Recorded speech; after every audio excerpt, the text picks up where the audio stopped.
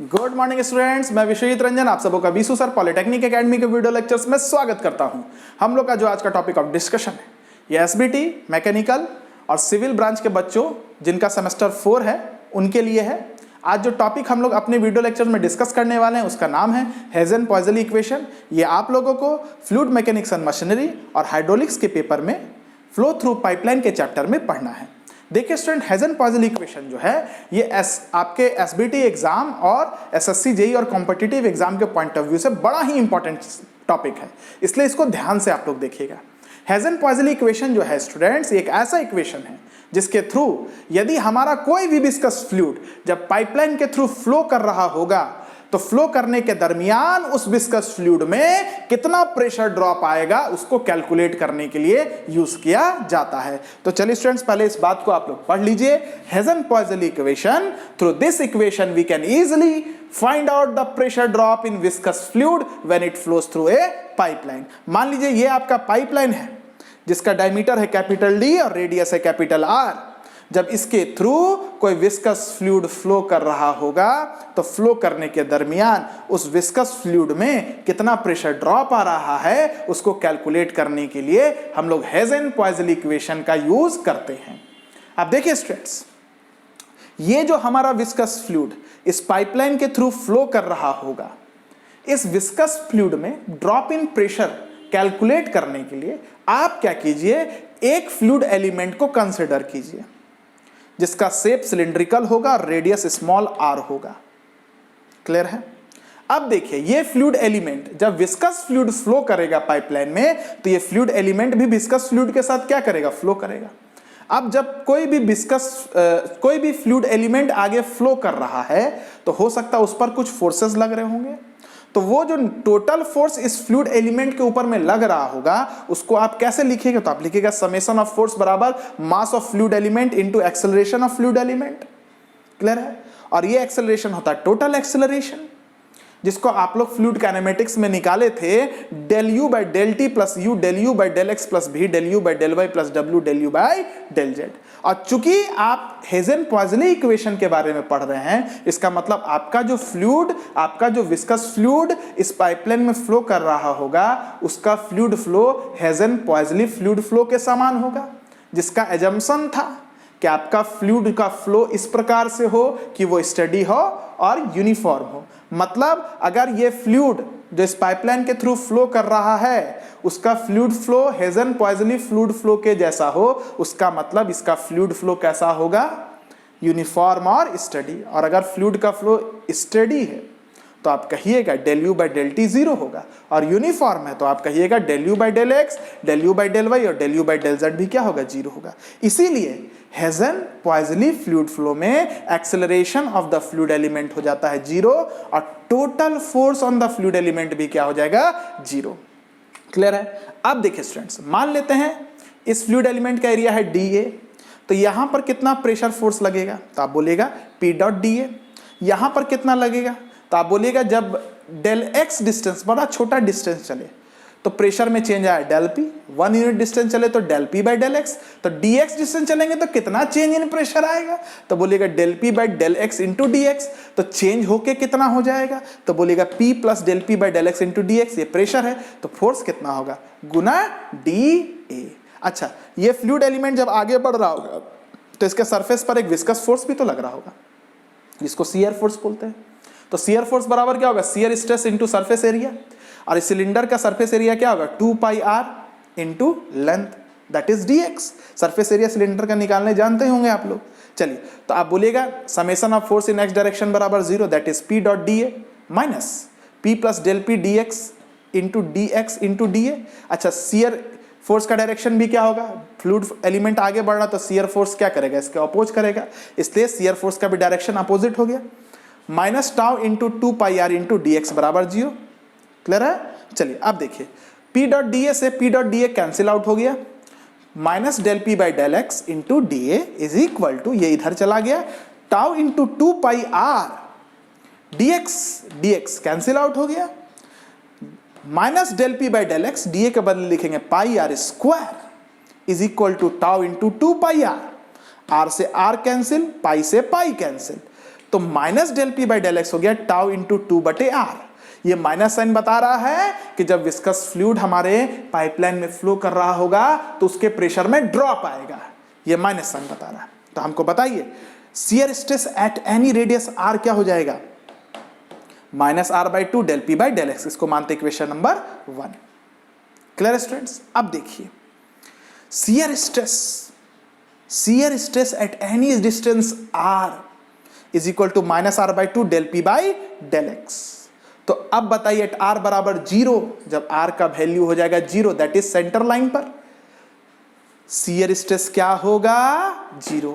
और चूंकि shear stress centre line पर 0 होता है, फ्लूइड एलिमेंट में कोई भी अपोजिशन नहीं होता है, इसलिए फ्लूइड एलिमेंट का वेलोसिटी सेंटर लाइन पर सबसे मैक्सिमम होता है। इसलिए आप लिखेंगे शियर स्ट्रेस सेंटर लाइन पर हो जाएगा 0 दैट इज एट r बराबर 0। अच्छा, एट स्मॉल r बराबर कैपिटल R जब हो जाए तब, मतलब जब आप इस वॉल पर बात करेंगे तो शियर स्ट्रेस वॉल पर कितना आएगा, पाइप के वॉल पर कितना आएगा, तो आप बोलेगा शियर स्ट्रेस वॉल आएगा जिसका वैल्यू होगा -r/2 del P by del X. ये माइनस साइन बता रहा है प्रेशर ड्रॉप हो रहा है, लेकिन मैग्नीट्यूड में देखिए शियर स्ट्रेस का वैल्यू सबसे मैक्सिमम हो गया। ठीक है, अगर शियर स्ट्रेस का वेरिएशन का प्रोफाइल आप बनाइएगा तो ये ऐसा बनेगा, सेंटर पर 0 शियर स्ट्रेस और वॉल पर कितना हो जाएगा माइनस तो ड्रॉप इन प्रेशर है, मैग्नीट्यूड में बोलिएगा तो ये डिस्टेंस दिखा रहा है r/2 del P by del X को। और ये वेरिएशन कैसा होगा, लीनियर क्यों बना रहे हैं बताइए, लीनियर इसलिए बना रहे हैं क्योंकि शियर स्ट्रेस r की पावर 1 पर वैरी कर रहा है। r की पावर 1 पर वैरी करे तो लीनियर, r की पावर 2 पर वैरी करे तो पैराबोलिक। पढ़े ही होंगे आप लोग। चलिए अब देखिए, नाउ ये आपका एक पाइपलाइन और ये आपका फ्लूइड एलिमेंट है जिसका रेडियस स्मॉल r है, और इस फ्लूइड एलिमेंट से पाइप के वॉल का डिस्टेंस मान लेते हैं स्मॉल y, और पाइप का रेडियस मान लेते हैं कैपिटल R। तो आप कह सकते हैं पाइप का डायमीटर तो कांस्टेंट है तो पाइप का रेडियस भी कांस्टेंट है। Capital R is equal to small r plus small y। अच्छा, y बढ़ेगा तो r घटेगा, r बढ़ेगा तो y घटेगा। क्लियर है? मतलब r और y वेरिएबल है, लेकिन यहां पर ये जो कैपिटल R है ये कांस्टेंट है। तो आप कहिएगा इसको अगर डिफरेंशिएट कर दें तो dy plus dr is equal to 0, क्योंकि कांस्टेंट का डिफरेंशिएशन 0 होता है। तो dy बराबर क्या हो गया, माइनस का dr। अच्छा, न्यूटन्स लॉ हमको ये कहता है shear stress at any distance y is equal to mu du बटे dy, और dy के बदले आप क्या लिख सकते हैं, माइनस का dr। तो shear stress at any distance r क्या हो जाएगा, माइनस का म्यू du बटे dr। इसको बोलेंगे क्वेश्चन नंबर 2 फ्रॉम 1 and 2 आप लिख सकते हैं shear stress at any distance r is equal to -r/2 del P by del X. Shear stress at any distance r is equal to minus mu du बटे dr। Minus minus गया, r by इसको इधर ले लीजिए 2 mu del P by del X into dr बराबर du। अब integrate कीजिए velocity निकालने के लिए। तो देखिए जब इंटीग्रेशन करते हैं तो डेल पी डिपेंड कर रहा है डेल एक्स पर, ये r ही केवल r, क्योंकि dr के रिस्पेक्ट में इंटीग्रेशन करना है। तो dr के रिस्पेक्ट में जब इंटीग्रेशन करना तो r को छोड़ के सब कांस्टेंट हो गया, जिसको इंटीग्रेशन के बाहर निकालिए, that is 1/2 mu del P by del X बाहर निकलेगा, integration r dr integration du। Integration करने हमको लगता है आप लोग को आता होगा। चलिए तो u बराबर क्या हो जाएगा, 1 इसका क्या हो जाएगा इंटीग्रेशन r²/2, तो ये हो जाएगा 1/4 mu del P by del X r² plus constant. अभी कांस्टेंट का वैल्यू कैसे निकलेगा, बाउंड्री कंडीशन लगाइए। एट r बराबर कैपिटल R, जब ये स्मॉल r कैपिटल R हो जाएगा तो यहां पर वेलोसिटी कितना होता है, 0, नो स्लिप कंडीशन। सरफेस पर वेलोसिटी क्या होगा, 0, नो स्लिप कंडीशन। तो आप लिख सकते हैं एट r बराबर r, u बराबर 0 एट r बराबर कैपिटल R, तो c बराबर हो जाएगा माइनस का 1/4 mu del P by del X r²। अब ये c का वैल्यू यहां पुट कीजिए, u का वैल्यू आ जाएगा, u बराबर हो जाएगा 1/4 mu del P by del X r² minus capital R²। अब बताइए u जो है वो r के कितने पावर पर वेरी कर रहा है, r² पर वेरी कर रहा है, मतलब u का वेरिएशन कैसा होगा, पैराबोलिक होगा। अगर ये r की पावर 1 पर वेरी करता तो वेरिएशन कैसा होता, लीनियर होता। तो चलिए एट r बराबर 0, यहाँ पर जब 0 हो जाएगा u बराबर कितना होगा, u बराबर हो जाएगा ये 0 कर दिए तो u बराबर होगा माइनस का 1/4 mu del P by del X into r²। ये minus sign change in drop in pressure के वजह से है। मैग्नीट्यूड में बात कीजिएगा तो u का वैल्यू क्या आ रहा है, 1/4 mu del P by del X r²। ये सबसे मैक्सिमम है, इसलिए आप कहते हैं कि सेंटर लाइन पर वेलोसिटी क्या होता है, मैक्सिमम। लेकिन एट r बराबर r, जब यह स्मॉल आर के बदले कैपिटल आर लिखिएगा तो यू कितना हो जाएगा 0, नो स्लिप कंडीशन की वजह से। तो ये वेरिएशन कैसा होना चाहिए, पैराबोलिक होना चाहिए, इसलिए पैराबोलिक प्रोफाइल बनता है। आई होप आपको क्लियर हो गया होगा। और ये बात आपको हम बाउंड्री लेयर से भी बता चुके हैं और ये बात आपको हम मैथमेटिकली भी प्रूफ करके बता रहे हैं। इसका मतलब जो बाउंड्री लेयर से लेक्चर नंबर 1 में आपको हम बात बताए थे वो बात मेरा बिल्कुल सत्य था। इस चीज को ये प्रमाण कर दे रहा है। आ रहा मेरा बात समझ में? चलिए, अगर आ रहा है तो अब आगे बढ़ते हैं। अब ड्रॉप इन प्रेशर के लिए देखते हैं। मान लेते हैं ये हमारा पाइपलाइन है जिसके थ्रू विस्कस फ्लूइड फ्लो कर रहा होगा, जिसका लेंथ है L। तो इसमें 2 सेक्शन है, 1 और 2। तो आप बर्नौली इक्वेशन अगर 1 और 2 पर लगाते हैं तो Bernoulli equation law of conservation of energy को फॉलो करता है। कहता है कि जितना एनर्जी यहाँ होगा उतना ही एनर्जी यहाँ है। लेकिन देखिए, जब फ्लूइड हमारा फ्लो कर रहा है तो एनर्जी में कुछ लॉसेस भी आते हैं। तो लॉसेस को लेके आपको बर्नौली इक्वेशन लिखना है। तो लॉसेस को इन टर्म्स ऑफ हेडिंग हम लोग लिखेंगे। तो प्रेशर एनर्जी एट 1 बराबर कितना होगा in terms of head P1/ρg। Velocity के वजह से kinetic energy in terms of head क्या होगा 1 पर V1² और potential energy in terms of head कितना होगा Z1 बराबर P2/ρg plus V2² plus J2। और जब यहाँ से यहाँ मेरा फ्लूइड फ्लो किया तो loss in energy in terms of head कितना हो जाएगा HL। ठीक है, ये बर्नौली इक्वेशन आपने 1 और 2 पर लगा लिया। चलिए अब देखिए, तो HL बराबर that is loss in energy in terms of head कितना हो जाएगा Z1 Z2, क्योंकि पाइप हॉरिजॉन्टल है तो कैंसिल आउट हो गया है ना। और ये आपका क्रॉस सेक्शनल एरिया भी सेम है तो V1 और V2 भी क्या हो गया, सेम हो गया।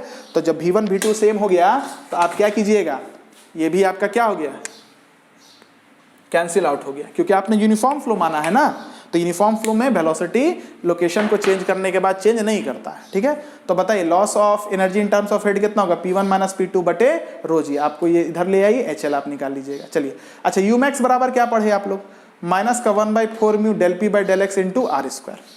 जैसा कि आप लोग जानते हैं U एवरेज क्या होता है, U एवरेज होता है Umax प्लस U min/2 और U मिनिमम क्या है 0। तो U एवरेज कितना हो जाएगा Umax/2। एवरेज निकालने आप लोग जानते हैं ना, U मैक्सिमम प्लस U मिनिमम/2 और U मिनिमम क्या है यहाँ पर 0 है। तो U एवरेज क्या हो जाएगा Umax/2। तो चलिए, तो आप लिख सकते हैं Umax बराबर 2U एवरेज। तो यहाँ Umax के बदले आप क्या लिख सकते हैं 2U एवरेज बराबर माइनस का 1/4 mu del P del X into R²। तो del P del X क्या होगा, del P del X हो जाएगा 8, इसको इधर ले आइए 8 म्यू U एवरेज, इसको नीचे ले आइए R²। तो del P del X हो जाएगा 8 म्यू U एवरेज R²। ठीक है, अब देखिए del P बहुत छोटा सा ड्रॉप इन प्रेशर है और del X बहुत छोटा सा लेंथ है। तो पूरे पाइप के लिए जब बात करेंगे तो ड्रॉप इन प्रेशर क्या हो जाएगा, आप लिखिएगा del P ऐसे triangle P that is P1 - P2 और del X क्या होगा, स्मॉल लेंथ क्या होगा, पूरे पाइप का लेंथ हो जाएगा कैपिटल L बराबर 8 म्यू U एवरेज बटे R²। तो ड्रॉप इन प्रेशर क्या हो जाएगा बताइए 8 mu U average into L बटे R²। This is the Hagen Poiseuille equation. अगर आपको HL निकालना है, तो यहाँ पर del P के बदले आप क्या लिख सकते हैं P1 - P2, ρg से भागा दे दीजिए, यहाँ भी ρg से भागा दे दीजिए। P1 - P2/ρg को क्या बोलिएगा HL। तो HL बराबर हो जाएगा 8 mu U average into L ρg R² और R² को D/2 का होल स्क्वायर अगर कीजिएगा तो ये D² आ जाएगा और बाई 2 का होल स्क्वायर दैट इज 4 ऊपर चला जाएगा तो आ जाएगा 32। तो this is loss in head, loss in energy head, loss in energy in terms of head हो जाएगा। आई होप आपको हेज़न-पॉइज़ली इक्वेशन क्लियर हो गया होगा। अगर हो गया तो वीडियो को जरूर लाइक करें, शेयर करें और चैनल को सब्सक्राइब करें। लाइक करने में कंजूसी बिल्कुल ना करें क्योंकि इतना ज़्यादा गर्मी पड़ रहा है, आपको केवल आवाज़ क्लियर हो सके इसलिए फ़ैन ऑफ करके वीडियो बनाया जाता है आप लोगों के लिए। इसलिए आप लोग इस चीज़ को गंभीरता से लें। और अब हम लोग का फ्लूइड बिल्कुल कंप्लीट होने वाला है। 2 टॉपिक और बचा, losses in the pipeline and energy grade lines. मतलब हम उम्मीद कर रहे हैं कि 13-14 जून तक आपका सिलेबस हम कंप्लीट ख़त्म करके आपको सौंप देंगे और मेरा जो जवाबदेही था वो बिल्कुल ख़त्म हो जाएगा। उसके बाद हम लोग अगले सेमेस्टर के बारे में अब सोचेंगे। Have a very good day.